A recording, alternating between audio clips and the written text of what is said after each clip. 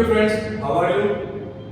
In last lecture we discussed about the type of unit cell based on the number of atoms, and we have classified the unit cell like end-centered unit cell, face-centered unit cell, body-centered unit cell and simple or primitive unit cell, right? In today's class we are going to learn the type of unit cell by cell parameters. So first of all, what do you mean by the word cell parameter? So first of all, let's learn this term, cell parameters.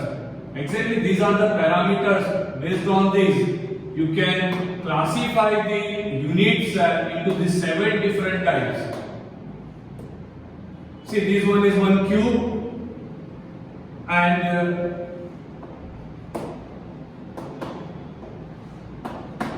here it's a edge length A. This one is the edge length B, this one is the edge length C. These three are the distances which are measured on the axis. So you can write A, B and C are the axial distance. Axial distance. Is it clear, my dear friends? So now A के सामने वाला angle को देखिए. That one is known as alpha. B के सामने वाला angle को देखिए. This one is known as a beta. C के सामने वाला एंगल को देखिए. This one is known as a gamma. Is it clear? So now alpha, beta, and gamma is known as a axial angles. They are known as the axial angles. And ABC, alpha, beta, and gamma combinedly known as a cell parameters. Cell parameters. हम damn sure बेटा आपको समझ में आ गया होगा कि exactly cell parameters किसे बोलते हैं.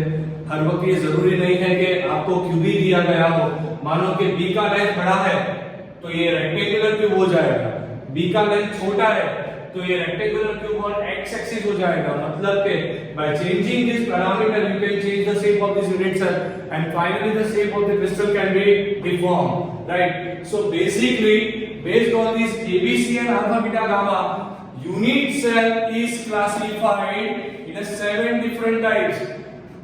We have one short trick, CTO MTHR. CTO MTHR याद रखने की टेक्निक है. क्लियर? और एक बात याद रखना है, 3 to 4 3 to 4 2 1 1 1 3 to 4 2 1 1 1. ये कोई मोबाइल नंबर नहीं है भाई, ये याद रखने की टेक्निक है. 3 to 4 2 1 1 1.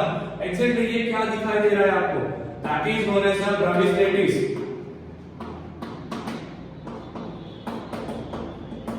क्लियर? सो टोटल ब्राविस्टेटिस कितना आ रहा है? 3 plus 2 plus 4 plus 2 plus 1 plus 1 plus 1 is equal to 14.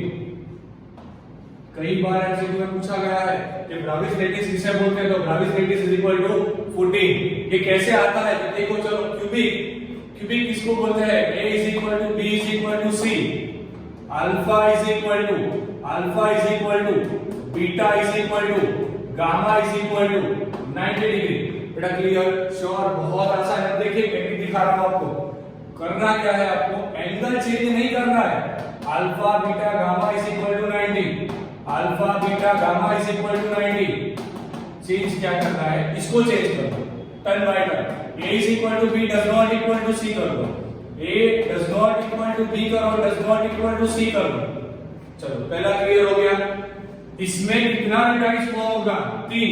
इसमें कितना टाइम्स फॉर्म होगा? 2. इसमें कितना फॉर्म होगा? 4.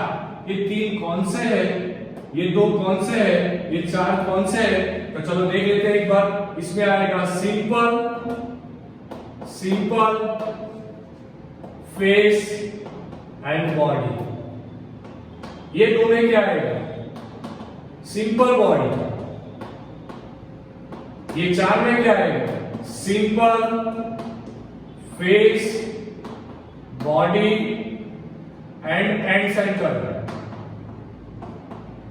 बहुत आसान है बच्चों. देखो बहुत आसान है. कुछ इसमें घबराने वाली बात है ही नहीं, बहुत आसान है। देखो फर्स्ट में क्या आएगा, 3 में सिंपल फेस बॉडी, 2 में सिंपल एंड बॉडी, 4 में सिंपल फेस एंड बॉडी है। नाउ मोनोक्लिनिक एंड ट्राइक्लिनिक को भी देख लेते हैं। अब ये कंडीशन जो है ना बच्चों, इसको रिपीट कर दो। A does not equal to B बना दो, does not equal to C बना दो। इसको A does not equal to B बना दो, does not equal to C बना दो। सबसे ज्यादा एसिमेट्री आपको ट्राइक्लिनिक में मिलने वाली है। मतलब यहाँ पर अल्फा का वैल्यू, बीटा का वैल्यू, गामा का वैल्यू इक्वल नहीं होने वाला। अब देखिए सबसे ज्यादा एसिमेट्री किस पर आ रही है बच्चों? ट्राइक्लिनिक पर सबसे ज्यादा एसिमेट्री आ रही है। मतलब कि यहाँ पर A does not equal to B does not equal to C, alpha beta and gamma does not equals। Clear? ना मोनोक्लिनिक किसको बोलते हैं? जहां पर अल्फा का वैल्यू गामा के वैल्यू के बराबर होगा इज इक्वल टू 90, पर बीटा का वैल्यू बच्चों 90 नहीं होगा। बीटा का वैल्यू 90 नहीं होगा। चलो हमने दो बात और निकाल दी। 3 2 4 हो गया था, अब क्या डाला है? 2 and 1, 2 and 1, ये 1 में आएगा सिंपल टाइप, 2 में आएगा simple and body, simple and body. Is it clear? Done. Now hexagonal में क्या करोगे?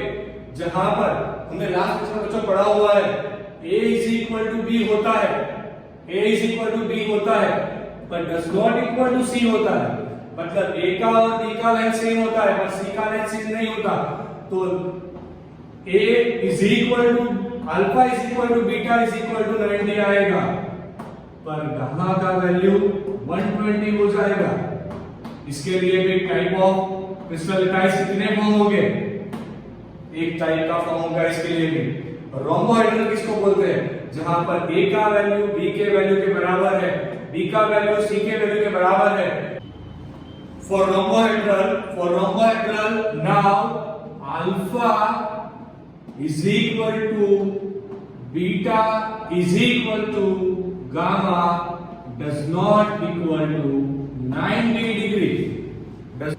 बच्चों आज हमने क्या पढ़ा? यूनिट सेल का सेल पैरामीटर के बेस पर से क्लासिफिकेशन पढ़ लिया। अब नेम्स और आपको समझ में आ गया होगा। एनसीईआरटी खोलिए, टेक्स्ट बुक खोलिए और एक बार ये टेबल पूरा जो बुक में दिया गया है उसको प्रिपेयर कर दीजिए। टेक अ स्क्रीनशॉट बच्चों, इसका स्क्रीनशॉट ले लीजिए, टेक अ स्क्रीनशॉट।